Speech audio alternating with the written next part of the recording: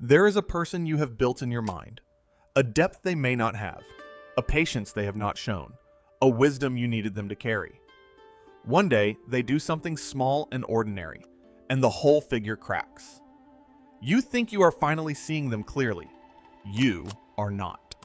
You are about to make the same mistake in reverse. Carl Jung spent his life studying why we do this. Long before him, a Chinese sage saw the same thing on the surface of a river. In a river town, in the autumn after the floods, a young woman named Lan studied under a teacher she believed was nearly perfect.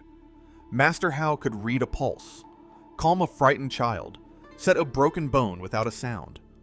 For 6 years, she had measured herself against his stillness and found herself small. What she told no one was that her own hands shook when a case turned bad. She had decided that if she could copy his calm exactly, hers might finally go still. Then, one evening, she saw him through the window of his own house. A servant had dropped a clay jar. Nothing, a few coins worth. Master Hao was the man whose calm she had built her life around, and he went red in the face and shouted until the boy wept. Lan walked home along the water, shaking. An old boatman ferried her across in the dark. He watched her face a while and said only one thing. "You are not mourning the jar," he said. "You are mourning someone who never existed." The words would not leave her. She tried to undo them. It was one evening, she told herself. 6 years of his calm could not vanish with one broken jar. But the next morning, his voice sounded thinner. His stillness looked, suddenly, like a thing he performed. And once she had seen one crack, she found them everywhere. The way he flattered the wealthy. The way he let his mistakes fall on others. There is a story in the Zhuangzi, written more than 2,000 years ago. A man is crossing a river when an empty boat drifts into his. He feels nothing. But put a person in that boat, and he shouts, he curses, he burns. Same collision, same river. The only difference is whether he believes someone is steering. The Taoists had a word for it. Zhu, emptiness. Not emptiness as nothing, but emptiness of the figure we paint onto a person before we ever truly see them. Centuries later, and a world away, Carl Jung called the same habit projection, casting our own image onto another, then mistaking it for who they are. What Zhuangzi saw on the river, Jung saw in the people who sat across from him. We rarely fall for a person. We fall for the boat we fill. So Lan emptied the boat, or she thought she had. She stopped revering him. She saw the vain, ordinary man underneath, and her relief curdled quickly into something colder. She sat through his lessons with a faint contempt and told herself she had finally woken up. When he showed the class how to read a faint pulse, she barely listened.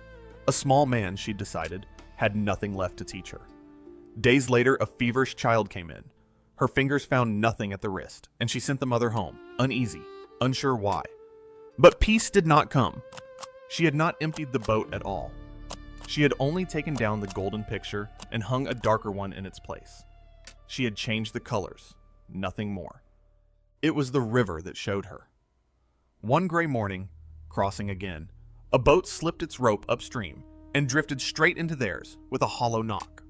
Lan's whole body braced to be angry, and she looked up to find no one there. The boat was empty. Her anger had nowhere to land. She sat with that the whole way across. Then she walked back to his house, and for the first time, simply looked at him, painting nothing. Months passed. Lan still studied under him, the pulse, the bones, the long patience of healing, and she let him be what he was, a gifted, tired, flawed old man. He flattered the rich and could not say sorry, and on his best days, he could pull a child back from a fever no one else could break. She no longer needed him to be perfect to learn from him. She no longer needed him to be small to feel free. The boatman had been right. She had spent 6 years mourning someone who never existed. Only now could she finally meet the man who did. This is what disillusionment is for. Not to turn admiration into contempt. It is to take the painting down completely. The bright one and the dark one both. You are not angry at them.